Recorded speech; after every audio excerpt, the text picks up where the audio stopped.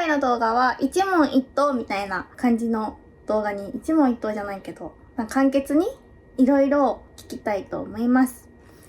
最初にした行動は？とにかくこっちに帰ってくること。チケットを取る。飛行機のチケットを取らなきゃっていうのと、あと妹に早く病院に行ってっていうの。その日に帰ることも考えたの？考えたけど、絶対無理。もう最後の飛行機行っちゃってる。夜行バスももう行っちゃってる。もう朝行った方が早い。最悪車を飛ばしても多分12時間ぐらいかかるから。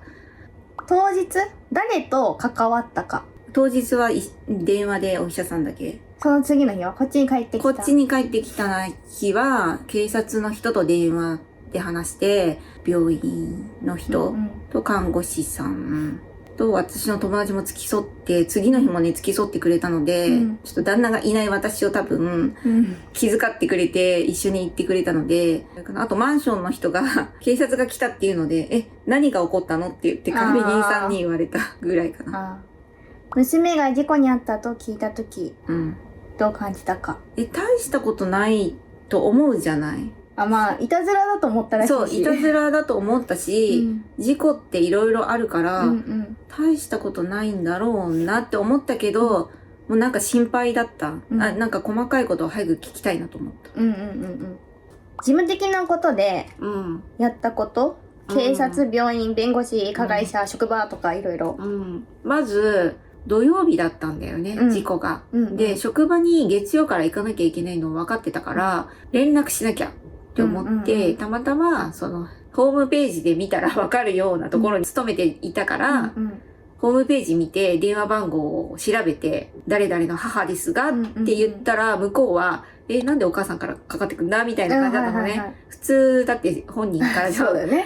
で、事情を話してるんだけど、話すと泣いちゃうのよ。で、泣きながら、職場の人に言ったよね。こうこうこうでって言ったら、大変ですねって言って、じゃあもう、わかりましたって言ってくれて。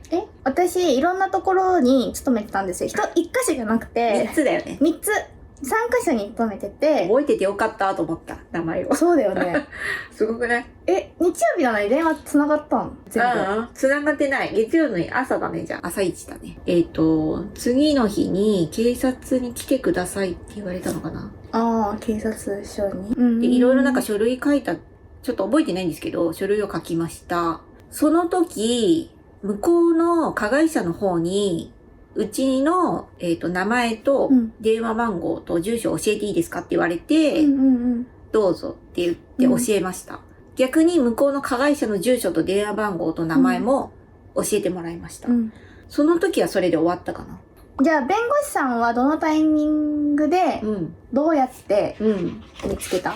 弁護士さんは、私の知り合いに片っ端から、弁護士さんでいい人知らないって言って、で、連絡したら、知ってるっていう人がいて、まずその人のお家で、弁護士さんがママ友だって言って、会わせてくれたのね。まあ、正式にオファーとかではなくて、呼んでくれたの、そこに。たまたまおいでよって言った時に、そういう約束で行ったわけじゃないんだけど、家が近所だから、ちょっと呼んでみるわって言って呼んでくれて、そこでお話をしたのね。受けますよって言ってくれて、女性で、しかも息子がいて、私のことはもうすごい分かってくれるかなと思って、安心できるなと思って、正式にお願いをしに行って、事務所に行きました。それが、11月25日に、1週間後ぐらいだね。そうだね。正式に依頼の契約書と着手金の話、そこはちゃんと依頼をするので、まず、はるかが依頼人です。ってことを言われて、私は代理人。はるかがまだ意思疎通ができないので、それまではお母様とやります。退院後ははるかさんと直接やり取りをしますっていうのを説明受けて、で、着手金も本当だったら、例えば慰謝料の 10% とか決まっているんだけど、どれぐらい慰謝料っていうのがまだわからないわけじゃない。だから、すごいいい先生で、25万ぐらい、26万ぐらい着手金を払って、それとは別に月々保険が降りる 10% から引きますよみたいな感じで受け持ってくれたんだよね。娘の YouTube が急激に伸びてるよってことなんですけど伸びてるね。まあ、何してほしい？いろいろな人に見てもらいたいけど、まずそうやって怪我を負ってうんリハビリとか頑張ってる人とかうんに勇気を与えられたらなっていうのはすごく思う。そう、あとやっぱ保険に入ろうってことかな。あそう、お金に本当に困る。うんお金が困る。まず最初ーに。まずだって所持品返ってきた段階でクレジットの引き落としとか絶対あるでしょ。うんそういう支払い関係も管理しなきゃと思って、でも暗証番号なんてわかんないじゃん。銀行なんてなおさらね。そう。で、私もともと銀行員なんですよ。若い頃。うんうんなので、絶対本人じゃないと教えてくれないのも分かってたし、まあ、これはちょっと知恵で、うんはるかのカード、入金はパスワードいらないの。うんうんうん、なんか1000円だけ入れるんです。そうすると残高がわかるんですよ。1000円入れた段階で。入金した段階でも残高が出てるじゃん。あそっかそっか1000円とかうんうんうん何々って出てくるでしょ。あ、これで確認しようと思って、うんお財布に入ってたカードをとりあえず使ってんだなって分かったから、うんうんうん1000円ずつ入れて、で、残高を確認して、うんうんで、また2週間ぐらいして、もう一回1000円入れて、残高確認してっていうのをやってて、動きがある通帳はこれだなっていうのが分かったのね。うん多分給料が入ってくるうん口座でクレジットも引き落としされてるっぽいかな。違った。違ったうんだけど、まあ残高が低いものは入金しなきゃと思ってたから、でも結構入ってたのね。うんとりあえず、残高だけは確認して、把握して、さよく聞くそれ今さネットバンキング、通帳ないもん列ね。が流行ってるじゃん、うんだけどなんかそうやった時になんか通帳があれば記帳ができるのに、うんうん通帳ないと本人が亡くなった時とか、うんうんすごい大変だっていう話をなんかで見たことある。でも亡くなった時は逆に下ろしたり出したりできない。そう、もうストップだから。うんだけど、病気にかかった時に動きがあるのをうん知っておきたいじゃん。うんだからそういう時はもう入金っていう手しかない。確かにね。そうそうそうそう。そういう管理はしてた。うんうんうん。で、あと携帯が鳴ったたびに、誰かわかんないけど出て、あ、私の携帯？そうそうそうそう、出て、あれって言われたら説明して、大泣きして、みたいな。そう。っていうのがあった。でもとにかく、事務処理もね、大変だったよ。物損のやつを出さなきゃいけなかったのね。書類をね。うんうんうん。それを書いて、全部リストにして書いてくださいって言われて、紙をもらったんですよ。大変だったしだもんね。そう。それが、見せらんないけど、メーカーとか、型番とか、ユニクロとかね。あと、購入時期、何年に買って何個買いましたとか、あと価格はいくらですとか、修理の可能性はあるかないかっていうのを書いて、で、購入先はどこですかとかね、その購入先の電話番号も書かなきゃいけないのね。で、このリストをね、出されて、これを早めに出してくださいって言われたの。血だらけで、しかもいっぱいあるでしょ。その服だけじゃないじゃない、持ち物。持ち物も壊れたものとか、自転車とか、精神的にも参ってるのにこれを書かなきゃいけない。で、知らないしって感じだね。そう、はるかの友達がね、すごく私のことも心配してくれて、来てくれたんだよね。行きますって言って。その時にお願いして、その子と妹とで手分けして、写真撮るとさ、今検索できるじゃん。そういう機能とか、あとタグとか見て、あと値段調べてくれて。まあそれはママよりね、若い子の方が。私が着てるものだし。そう。若い子たちの方がね。もう全部書いてくれて、で、意外とね、下着とかユニクロばっかりだね。友達が、本当にさ、もうちょっと高いの着ていけばよかったとかね、冗談でね、言ってくれたりとか、で、ちょっと場を和ませてくれたりとかして、本当に助かりました。はい。だから書類が多かったね。そういう提出の書類が。ママは、事故前は仕事を辞めて、ママの実家の高知で、なんかいろいろ稼ぐとか言って。そう。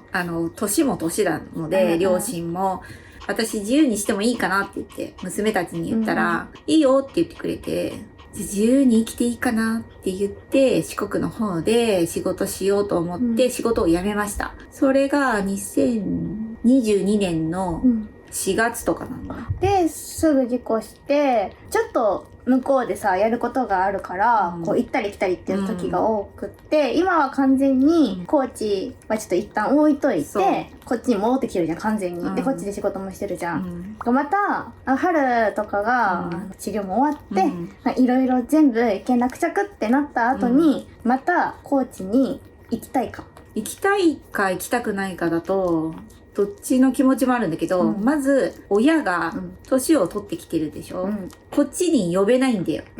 まあだしあそこそう自然がいいでしょ、土地的にも。そうだから私が行くしかないの。で今本当に元気でいてくれるから今はいいと思っているけど、まあ60まで私も頑張って、こっちで働いてとは思ってる。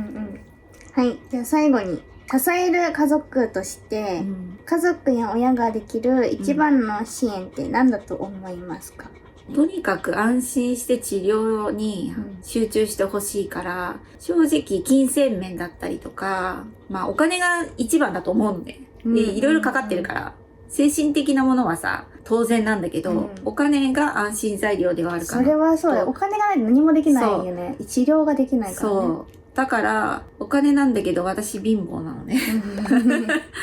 そう。だけど、困った時には助けたいなっていう気もあるけど、今は、はるかの方がしっかりしてるから、意外としっかり者なので。